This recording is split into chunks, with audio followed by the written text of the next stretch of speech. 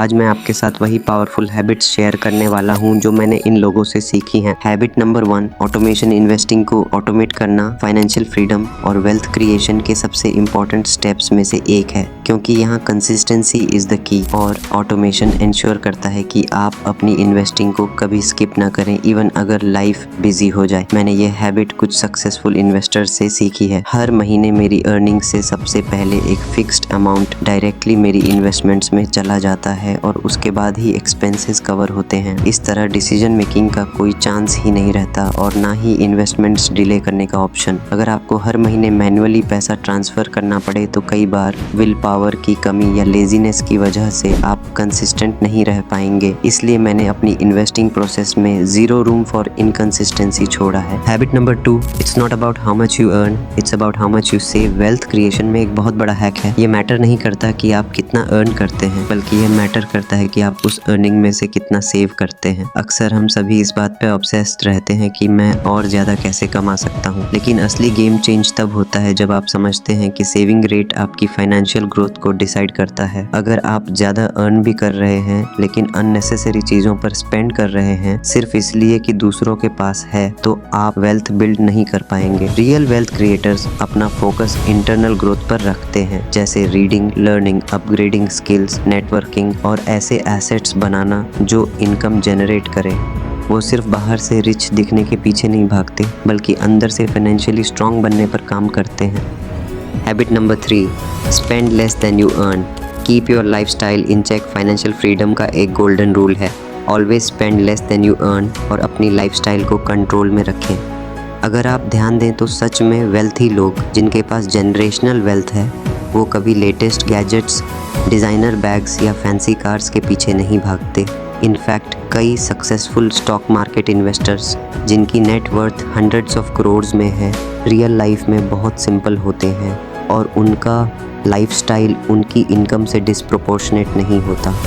Veteran investor Ramesh Damani ने एक बार कहा था कि करोड़ों की नेट वर्थ होने के बावजूद वो आज भी वही कार चलाते हैं, उसी घर में रहते हैं और वही पुराने दोस्तों के साथ समय बिताते हैं।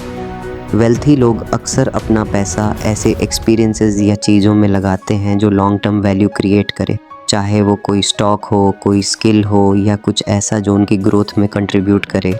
जब आप अपनी स्पेंडिंग हैबिट्स को कंट्रोल करते हैं तो आप ऑटोमेटिकली ज़्यादा सेव कर पाते हैं और जितना ज़्यादा सेव करेंगे उतना ज़्यादा इन्वेस्ट कर पाएंगे। यही हैबिट आपकी वेल्थ बिल्डिंग स्पीड को कई गुना बढ़ा देती है। Habit number 4, moving from a scarcity mindset to an abundance mindset. Most successful लोग हमेशा अपॉर्चुनिटीज़ को बड़ा मानते हैं और रिस्क्स को स्मार्ट तरीके से मैनेज करते हैं। वो शोर पर बैठकर वेव्स को देखते नहीं, बल्कि खुद वेव राइड करने के लिए पानी में उतरते हैं।